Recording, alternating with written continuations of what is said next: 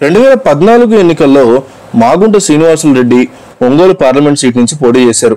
వైకాపా తరఫున బరిలో నిలిచినటువంటి వైవి సుబ్బారెడ్డిపై కేవలం 15,000 పైచిలకు ఓట్ల తేడాతో ఓటమి చెందారు. అయినా ఆయనకున్న అనుభవం, కుటుంబ నేపథ్యం, సామాజిక దృష్టితో పెట్టుకుని చంద్రబాబు ఎమ్మెల్సీగా పదవి కట్టబెట్టారు. పార్లమెంట్ నియోజకవర్గం ఇన్ఛార్జిగా కూడా కొనసాగుతున్నారు. ఆయనకి అవకాశం ఇస్తానని చంద్రబాబు కూడా హామీ ఇచ్చారు. అయితే ఎన్నికలు సమీపిస్తున్న తరుణంలో ఆయన ఒంగోలు ఎంపీగా పోటీపై పునరాలోచనలో పడ్డారు. గతంలోనే జిల్లా సమీక్ష సమావేశంలో ఆయన తన అభిప్రాయాన్ని అధినేతకు నివేదిక రూపంలో ఇచ్చారట.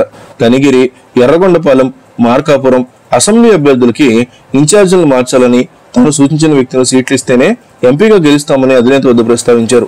ఇటీవల వరుసగా కేడర్తోనూ, అనుచరులతోనూ, కుటుంబ సభ్యులతోనూ సమావేశమైనటువంటి మాగుంట మరోసారి వాటి సారాంశాన్ని చంద్రబాబుతో సమావేశం సందర్భంగా ప్రశ్నించారట.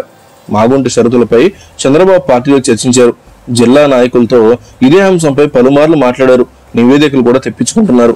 సరిగ్గా ఈ సమయంలోనే మాగుంట పార్టీ మారతారంటూ ప్రచారం మొదలైంది. అయితే మాగుంట శ్రీనివాసరెడ్డికి పార్టీ మారే ఉద్దేశం లేదని ఆయన సన్నిహితులు అంటున్నారు.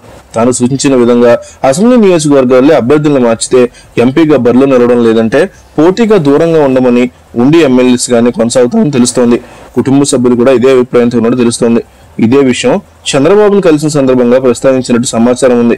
అయితే టీడీపీలో అనిశ్చితికి అనుకూలంగా మలుచుకునేందుకు వైకాపా రంగంలో దిగింది. మాగుంట శ్రీనివాసులు రెడ్డి తమ పార్టీలోకి వస్తే బలంగా మారతామని జగన్ ప్రయత్నాలు చేశారు. సీనియర్ల కొందరు ఆయనతో సంప్రదింపులు జరిపారు. ఒంగోలు పార్లమెంట్ సీట్ ఆఫర్ చేశారు కూడా. వైవి సుబ్బారెడ్డికి ఎన్నికల సమయంలో పార్టీ వ్యవహారాలు అప్పగించడంతో పాటు ఆయన సేవలను రాష్ట్రంలో వినియోగించుకోవాలని భావిస్తున్న జగన్ మాగుంట చేరికపై భారీ ఆశలు పెట్టుకున్నాడు. మాగుంట వస్తే ప్రకాశం, నెల్లూరు జిల్లాల్లో ప్లస్ అవుతుందని వైకాపా లెక్కలు వేసుకుంటున్నారు. మొత్తానికి మాగుంట శ్రీనివాసులు రెడ్డిని ఫైనల్ చేస్తూ నెల్లూరు ఎంపీగా అభ్యర్థిగా చంద్రబాబు ప్రకటించారు. దీంతో ఒంగోలు ఎంపీ అభ్యర్థిగా ఎవరు పోటీలోకి వస్తారన్నది చర్చ మొదలైంది.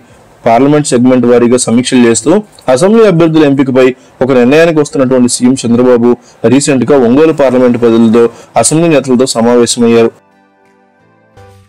ఈ వీడియో కనుక మీకు నచ్చినట్లయితే లైక్ చేయండి, మీ ఫ్రెండ్స్ కి షేర్ చేయండి. ఇలాంటి మరిన్ని ఇంట్రెస్టింగ్ వీడియోస్ కోసం మా ఛానల్ ని సబ్స్క్రైబ్ చేసుకోండి.